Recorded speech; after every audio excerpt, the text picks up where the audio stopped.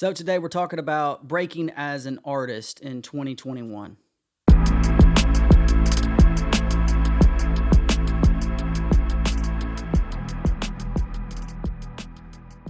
Hey everybody, what's up? It's Matt, and today we're talking about breaking as an artist in 2021. And there's going to be several things that I want to talk about today that are important and things that I've personally been experiencing. Now, if you're watching this video, you probably have seen dozens and dozens and dozens of ads on YouTube, maybe even before this video, because of the hashtags that are related to this video and other marketers and whatnot that are posting on YouTube. Now, if you're like me, you've come across multiple people, maybe some of the same people over and over, telling you how to break as an artist, telling you how to use their masterclass, their tips, how to use social media to break as an artist, and by break, I mean make it into the mainstream market where people know who you are, where you get fans, where people come to your shows, where you can sell merchandise and make it as a living as an artist. Now, a lot of tips are out there, and I don't want to claim that I know, what works and what doesn't. And I think the reason why I say that is because of what I've heard. Now, if you're listening to marketers, particularly people who are promoting, or people that send you emails, or people that are offering you something for money, obviously they're trying to sell you something. Be very, very careful of these people. Also be very, very careful of people on YouTube that are telling you information. Now, one of the reasons why I think that what I'm saying is right, because I'm also one of those people on YouTube telling people or suggesting to people what I've tried and what I've done that works and what doesn't work.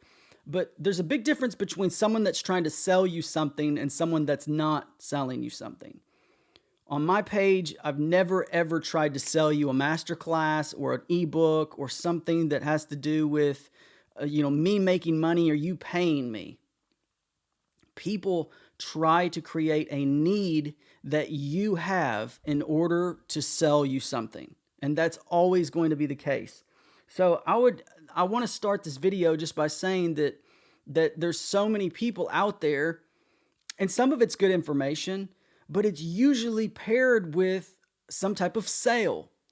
And I know that these people have to make money, and a lot of these people make a lot of money off YouTube, especially the people running ads. They have the money to do it.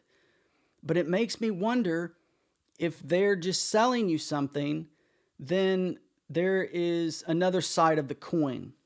Now, one of the things that we all want to know, and this is me too included, because I'm a recording artist, and I'm interested in getting more fans, is that how do we do this in the middle of a health crisis? We can't say the word because I don't want this channel to get blocked for some reason. In the middle of the health crisis that we've experienced in 2020 and 2021, we're all thinking about how we can best optimize our strategy and what our plan is to get more fans. Because ultimately, that's what you want. You don't want press for press sake. You don't want money for money's sake. You don't want fame for fame's sake. You want all these things to generate an audience. If you really are trying to get an audience and make it in music, that's what you want. Now, I want to start by saying that even the big artists are struggling. And I know that may be because some of the big artists have more expenses. Maybe they have an expensive house or a mortgage, or they have multiple cars, or they have people that they're supporting. They have bands that they're supporting. They have people on their team, maybe a manager, maybe a promoter, whoever, a tour manager. They have more people, more mouths to feed. And so they're worried about money, maybe more than the rest of us who haven't fully jumped into music. But I want to make it very clear, if you're constantly hearing on YouTube and on Instagram stories about people telling you how how you can break as an artist in the midst of this health crisis, I want to let you know that the most popular bands and the most popular artists, many of them are struggling, and everybody below that top tier is definitely struggling. They're not touring. They're not making money that they used to. They're not making, most people, I heard recently that around 90% of revenue comes from touring and from merch that's sold at the venues. That's a lot of money. A lot of money that's not being brought in. Now think of it this way. In the midst of the shutting down of venues and where live shows happen, who do you think is going to get booked at these shows when these restrictions are lifted? Right? When all these clubs and all these venues reopen, who do you think is going to get booked? It's the people who are the biggest. It's the people who have the most draw. Why? Because the venues are trying to make money. They want to get as many butts in the seats as possible. So they're going to be trying to get the best and the biggest to come to their venues in order to make the most money. And who do you think is going to be wanting to tour after these restrictions are lifted? Everyone. Everyone is going to be wanting to tour at the exact same time. So I want to just paint a picture, and I've done this in other ways when I've talked about Spotify and streaming, and specifically on Spotify, that like 99% of people on Spotify are not making money. And and by money, I mean money that you can live off of. I think it's like 95%, if I remember the video correctly that I made several months ago. 95% of people on Spotify don't make any money. And 1% of that 5% make a living. So it's very, very difficult. If you're hearing from people on YouTube or on the social media talking about how they can get you to 1 million streams, they're lying to you. They're not telling you the truth. Now, it's not all bad news, but I do want to start off by saying that no one has the correct or the perfect answer for what to do. People with teams, with marketing teams, with people that travel with them on the road, with lawyers and big money label behind them, or maybe their own money behind them, they're all scrambling to try to figure out what is going on here. Even a year in, they're trying to crack the code. So for some person with a YouTube channel telling you that if you listen to them, you will become this, mega artist, or you'll become you'll get on Spotify playlists, or you'll get all these shows booked, and you'll get 100 million streams. I saw a recent video about this, about how you can get 100 million streams on TikTok. And it's like, come on, guys. They're trying to sell you hope. And if they can sell you hope and get you to believe that this hope is real, then they will try to get you to buy a product for them. Now, all of that is right now so far has been negative. There's a lot of scamming. There is a lot of false promises, and there's a lot of people trying to convince the majority of the watchers of these videos who don't really want to do the work to pay someone or pay them for something, for some shortcut. Now, I want to just talk briefly about the most important thing.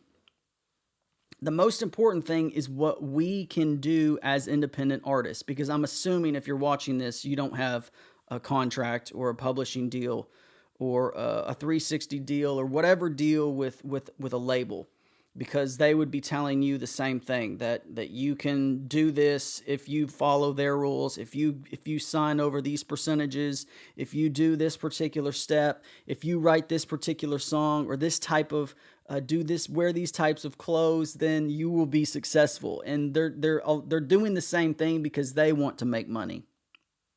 But what can we do as independent artists that are maybe paying this out of our own pockets, who are working jobs on the side or maybe full-time jobs and doing music on the side? And I have to stress this.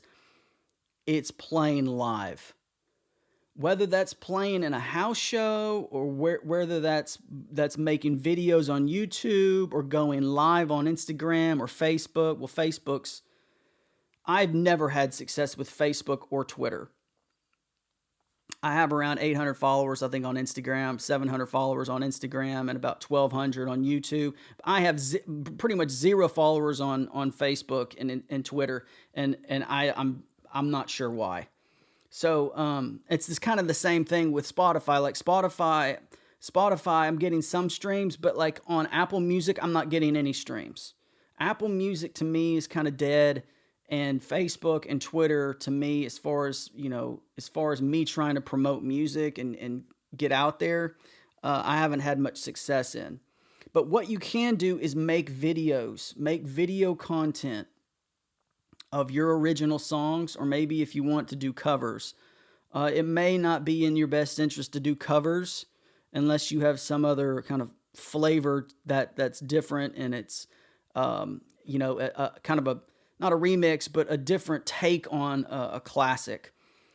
I encourage you to play live as much as possible, and I've talked in my last episode about busking. In an hour at a busy crosswalk or on a busy street, you may see 1,000 people. 1,000, imagine that, 1,000 people in 1 hour for free, hearing your music live. Put a little placard out that says in your handle or your name for your social media. Say that you're on Spotify and Twitter. You may even make, $15-20, who knows? What we want is to have as many eyeballs on us as possible. And if you don't have the money to do advertising, put yourself in the public eye. Do a house show. Do a showcase, try to find a writing or some type of in the round, if you're acoustic songwriter, whatnot, country, or even just an acoustic player, try to find a place to play your music. Because I've been getting so many, the reason I'm making this video is because I've been getting so many ads in my own YouTube and in my email. I get dozens of emails about these scams that about breaking as an artist, breaking into, it's kind of like this idea of just like ripping open a curtain and stepping through, and all of a sudden you arrived, and it just doesn't work that way. And the reason I know that is because other artists that are way, way, way, way ahead of me, that you and I know and see on TV, they're saying that they're struggling. They're saying that it's difficult.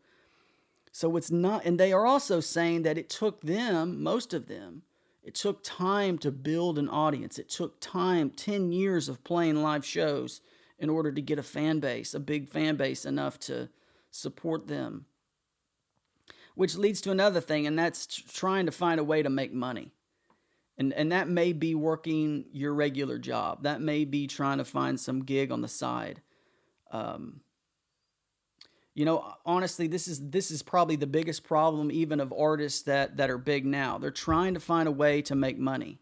And if they usually do it through live shows, then they have to do it somewhere else. Some people are selling, they're starting to sell vinyl again. Or they're selling merchandise on their store, maybe on, Etsy or some type of website, or wherever they have their merchandise. I've seen people, writing out handwritten lyrics and selling those to their fans. They're trying to find something to provide to their fans that they can monetize, because streams typically aren't enough unless you have millions and millions of listeners. Find a way to make money, and this doesn't have to be related to music. It could be something else. It could be another job. So find ways to make money in order to allow you to continue to crank out music.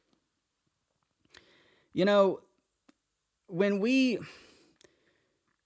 get sold ideas about how to make it in the music industry, there's a lot of talk about like managers and promoters and and people that are selling us the idea that if we pay them, even though they don't tell us how, but if we pay them, they will get our names out to big, pools of people to recognize and listen to our music. And I'm just not sure if that's necessarily working the way it did, say, 10 years ago. Like if you have, let's say a marketer, they may ask for 5%, maybe even 10% of not just the net, that's the profit of what you make, but the gross of what you sell. 5 to 10%. Instead, maybe try to pay them if you do use a promoter, if you are big enough to do that, because promoting with no name is basically throwing your money away. But if you do find someone that's willing to do that type of work, try to work out something where you're paying them a set price, whether that's, by the hour or if it's a small, salary per year. But try not to give away a percentage of what you make, because that just cuts the incentive out of that person's job. They're not going to want to do a good job if they know they're going to get money anyways. Find ways to make money. Don't sell these things to other people or delegate these things to other people unless you absolutely need them. Don't pay for promises. If someone says that, if you think, or if someone has convinced you that you need a manager, ask yourself the question, what would they manage? If you don't have hundreds and hundreds of fans and are booking shows and you're getting press and you're going to radio stations and you're talking to publications and blogs and they're promoting, they're promoting your music through your connection and your popularity and your buzz, you don't have anything to manage. There's no reason to have a manager at that point in a career. So try to, I would say, don't focus on the things that other people can do for you. Focus on what you can do for yourself. Now, one of the ways that you can do this, and one of the ways that I've been trying to do this, is by recording at home. I used to not know anything about microphones, about digital audio workstations, about interfaces, about outboard gear, about compression, about EQ, any of these things. But I do now. I'm not great at it. I wouldn't say I'm an engineer, but I can definitely set up this microphone and whatever through, a Focusrite 2i2 and work it through Logic and get a decent sound. What we should be trying to do, and this is what I've been encouraging more and more people to do, is you have to invest in yourself. Before you pay some marketer on social media to try to get your music out, try to get yourself a little working studio. You can get a decent working studio for under $500. And I know that some of you are probably saying, wow, that's a lot of money. And it is. $500 is a lot of money. But you're also, if that's what's keeping you from, if $500 is what's keeping you from doing what you want in music, then you don't need to be doing music. That's just a hard truth. Some people spend $100,000 to go to college for a job that they may never get, right? Are you willing to put away $50 a month for 10 months to get stuff that you could maybe use for the next 10 years? Right? Make your own music. Try to record at home if you can. And if you have friends that are in the music, that make music, use them. Pay them small money to come over and jam with you, or to be on your album, or to produce, or to make a beat, or whatever. If they can mix, if they can, don't pay someone to master your stuff. Pay someone to mix it and then send it to Lander or send it to some other website to master it. You're at the level, I'm at the level where I don't need that right now, right? What we need to do is to make good music as much as possible and get it in front of as many people as possible. That's how the independent artist is going to make it in the time of this health crisis and the time of this lockdown. Look, this really just comes down to entrepreneurship. Now, if you were building a business and your music, the reason why they call it the music business is because it's more about business than it is about music these days. And so we need to start viewing ourselves as business owners. And I know there's a whole lot of talk about this on social media too, about I'm an entrepreneur, blah, blah, blah, blah, blah. But look, I'm talking about for real, like being consistent, having a plan and working towards this every single day. And if you're not ready to do a show, then that means practicing. That means rehearsing. If you're not ready to make your own music, if you're not a good songwriter, that's finding people to write songs with that are better than you. Or if maybe you are writing your own songs, or you have material and you practice and you're ready to perform, that means learning how to reach out to venues in order to get shows, or booking your own coffee shops or house shows wherever you can. This is really about hustle, and it's about not quitting. And I think that comes down to the motivations too. If one is motivated by the spotlight or by what these marketers are telling you is achievable, but maybe is not for many people, then we're doing it for the wrong reasons. I think one of the things too about even me making this video is, why would you listen to my advice, considering that, I'm not this famous artist that is on MTV playing live shows to sold out, concerts and theaters and arenas? Well, the truth is, if I was, I wouldn't be making this video, right? The people who make it and really have a successful music career don't need to make YouTube videos about helping people who are not there yet.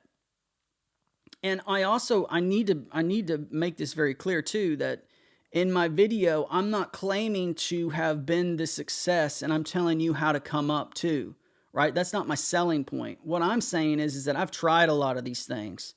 I've tried a lot of different marketing. I've paid for promotion. I've paid for ads. I've talked to a lot of people in the music industry. I listen to artists, and I watch a lot of interviews and get their perspectives when I don't have the chance to meet them.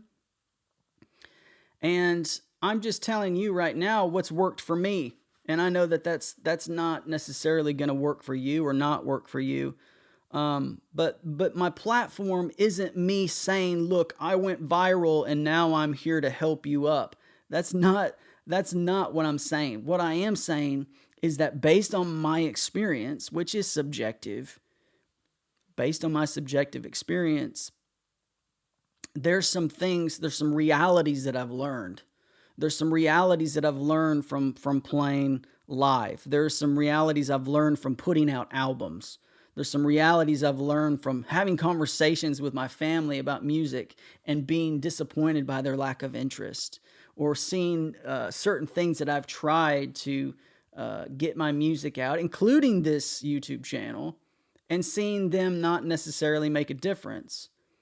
And digging through facts and data of Spotify and seeing that, look, the majority of these people aren't doing much with their music. And the majority of these people aren't making money. And the majority of people that are full-time in the music industry are struggling right now. So I just want to make sure that everything's transparent. This is not me trying to sell you something. This is just me documenting, my experience, and hopefully it being a help.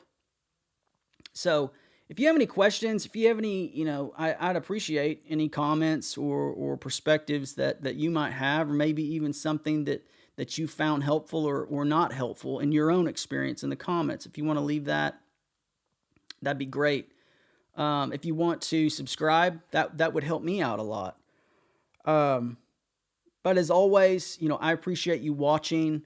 I wish you the best of luck, but I hope that this encourages you to focus on the music and focus on getting your music and in the best quality music that you can in front of as many people as possible in the cheapest way, in order to push this along to maybe some live shows or even the opportunity to sell merch or do some type of performance. So, as always, thank you so much for watching, and we'll see you again next time.